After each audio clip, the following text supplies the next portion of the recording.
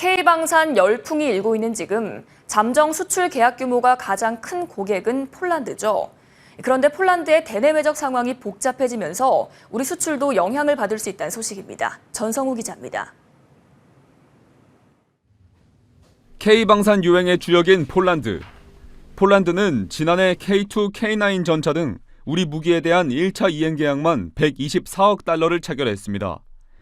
남아있는 계약을 올해 모두 체결할 경우 올해 방산 수출액은 200억 달러를 훌쩍 넘을 수 있을 것으로 보입니다.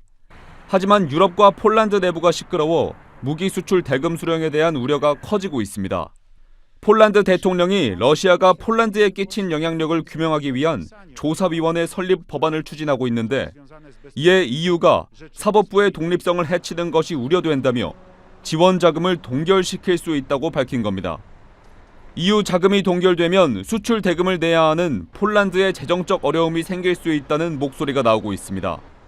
폴란드는 아직 K2 전차 수출 계약 대금도 전부 내지 못한 상황이라 우려가 더욱 깊어지고 있습니다. 오는 10월 총선을 앞둔 폴란드에서 자유선거 34주년에 맞춰 약 50만 명이 반정부 시위가 벌어진 것입니다. 폴란드의 정치적인 지금 불안성이 커진 거거든요. 그렇기 때문에 이게 좀 장기적인 이유까지 봐야 된다. 폴란드 제가 대통령 선거에 대한 예비 여론조사가 중요한 변수가 될 거예요. 총선 결과가 야당에 유리하게 나올 경우 새로운 경우의 수가 발생합니다. 독재 정권 체제를 만들려는 현 여당이 패하면 당장 EU 자금 동결을 막을 수 있지만 우리와 수출 계약을 체결한 건 여당이기 때문에 추가 2차 계약 판도가 뒤틀릴 수 있다는 것입니다. 일각에선 아직 대금 수령과 추가 계약 가능성을 일축하기엔 이르다는 목소리도 나옵니다. 계약이 안 된 것도 아니고 계약이 취소된 것도 아니고 뭐 당장 이 돈을 못 받을 거라는 게 아니라 좀 받더라도 늦게 받을 수 있는 확률이 높은 것뿐이지 달라진 상황은 없거든요.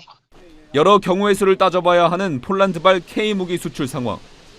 유럽과 폴란드 내부 상황들이 해결되고 추가 수출 잭팟이 터질 수 있을지 관심이 모입니다. 머니투데이 방송 전성우입니다.